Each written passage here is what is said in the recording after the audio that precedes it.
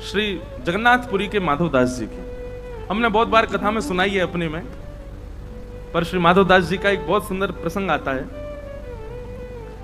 कि आप श्री एक दिन ठाकुर जी से बोले जगन्नाथ भगवान से कि हम ब्रज जा रहे हैं दर्शन करने ब्रजमंडल का। तो श्री जगन्नाथ भगवान बोले हमको भी लेकर के चलो, हमको भी संग लेकर के चलो। बंधुओं, हम एक बात कथा में कहा करते हैं, भक्ति महाराज जी कब तक करनी है, भजन कब तक करना है, नाम जप कब तक करना है। हम ठाकुर जी के पीछे दौड़ रहे हैं तब तक तो ये समझो कि अभी भक्ति को चरम उत्कृष्ट फल हमको मिलो नहीं, लेकिन ठाकुर जी हमारे पीछे पीछे चल रहे हैं। तू जहां जाएगा वहीं चलूंगा, तू जहां जाएगा वहीं रहूंगा, तू जैसे खवाएगा वैसे रहूंगा, तेरे बिना ना रहूंगा। अभी हम ठाकुर जी के बिना नहीं रह पाते, पर कभी ऐसी स्थिति आ जाए कि ठाकुर जी कहें कि वाकू लेके आओ, वाके बिना मेरा काम नहीं चले, तब समझो कि भक्ति उत्कृष्ट भाई। साल वेग के लिए जगन्नाथ भगवान रथ रोक देते हैं, पहले साल वेग को लेके आओ तब मेरा रथ चलेगा।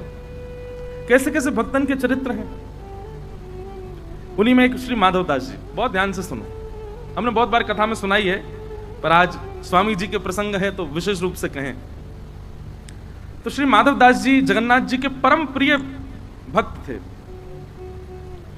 ऐसा वर्णन आता माधवदास जी के चरित्र में कि श्री माधवदास जी जगन्नाथ मंदिर में प्रवेश करते थे और ब्रह्म वेदी पर बैठे हुए श्री जगन्नाथ जी ऐसे झूमते थे, और उनकी झूमते भाई मुद्रा को देखने के लिए असंख्य भीड़ आती थी। तब सब लोग तभी दर्शन करने जाते जब माधवदास जाता। बोले क्यों? ये ठाकुर जी के सामने जाते, ठाकुर जी ऐसे झूमते हैं, मेरो माधव आगे हो। कितना प्रेम करते हैं ठाकुर जी। माधवदास जी एक दिन बोले जय जय, मैं वृंदावन जा रहा हूं दर्शन करवे। जगन्नाथ भगवान बोले हमको संग लेके चलो। बोले आपको कहां संग लेके चलूं? बोले हमको वृंदावन लेके चलो। बोले आप विराजो ना जगन्नाथपुरी में, इतने लाखों लोग दर्शन के लिए आते हैं। ठाकुर जी कह रहे नहीं माधव, हमारा मन तो वहां लगता है जहां आप जैसे वैष्णव विराजते हैं। तिथि धाम स्थान सबकी अपनी महिमा है, पर मेरा मन तो वहीं लगे जहां आप जैसे वैष्णव हो। महाराज जी कई कई स्थान तो ऐसे विहंगम जंगल में, वहां कोई व्यवस्था नहीं, वहां ठाकुर जी बैठे हैं। अभी हम पंढरपुर होके आए, महाराष्ट्र में बिल्कुल अंदर प्रवेश कर जाओ तब जाकर के चंद्रभागा नदी के तट पर, वहां कोई बारिश भी बढ़िया से नहीं होती। वहां पे स्थान भी ऐसा है अत्यंत, अभी भी महाराज जी वहां गरीबी दिखती है, ज्यादा धन धान्य नहीं है।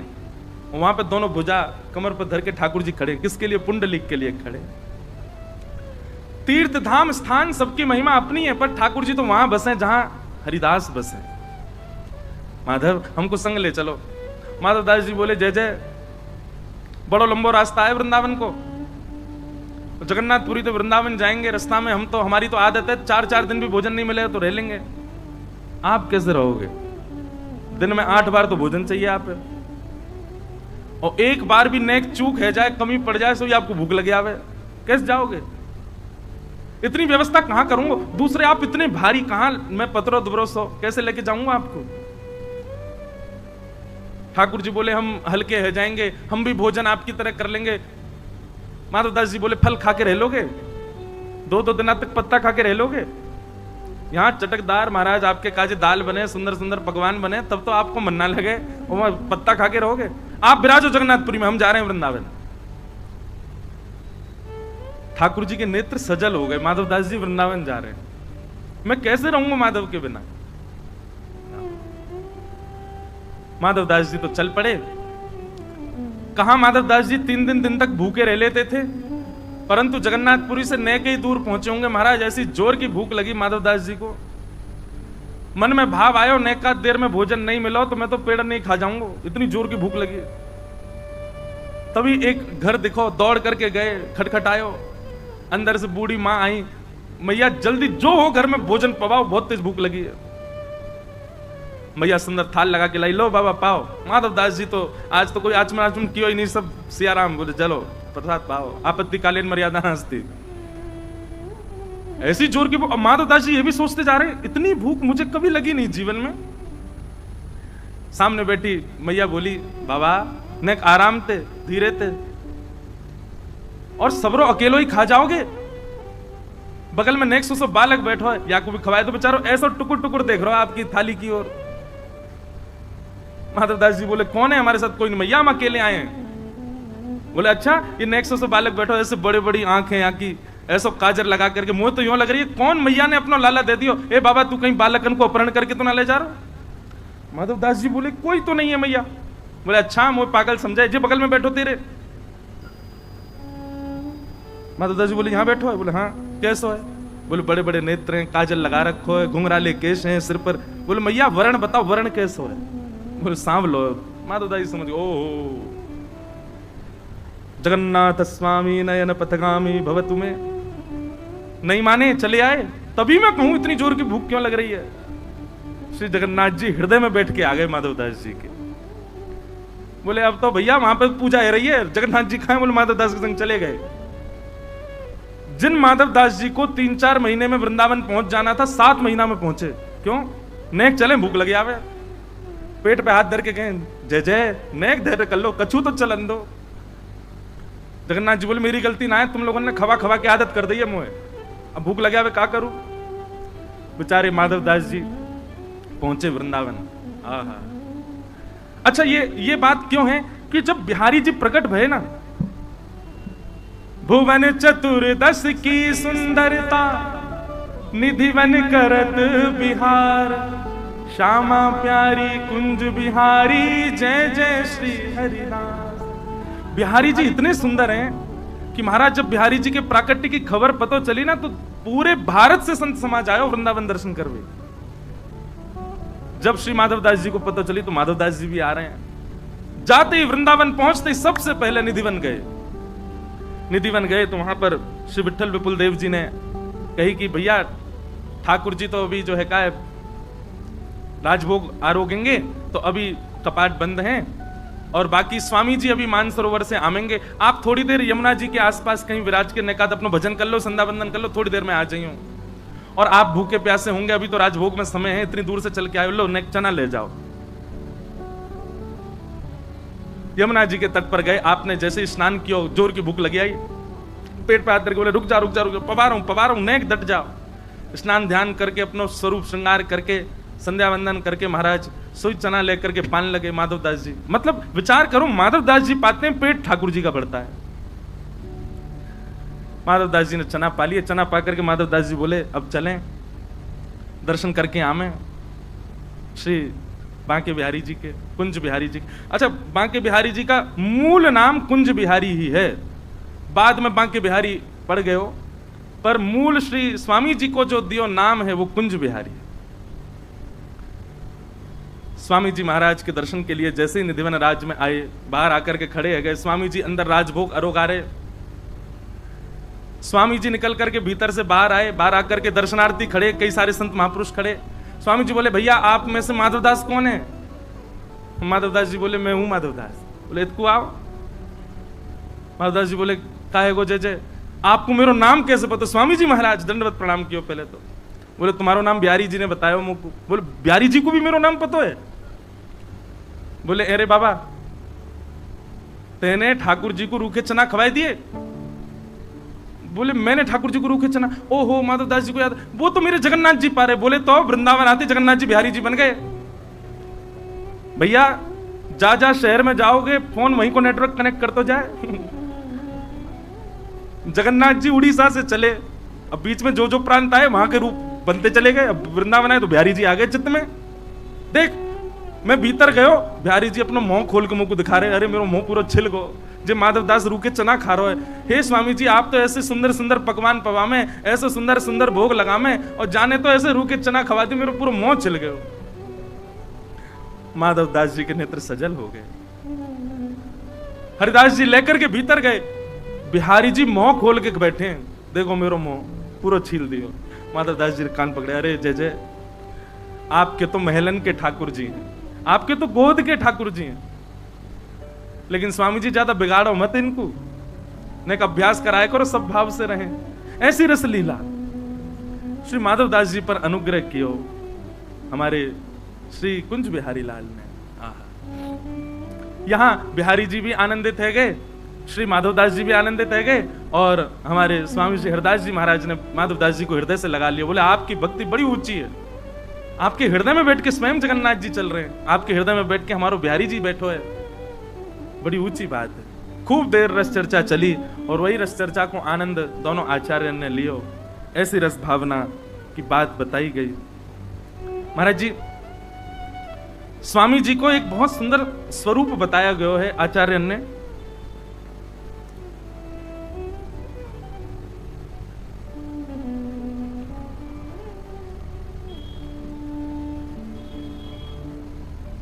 सुंदर रज तिलक भाल बांकी भ्रकुटी विशाल।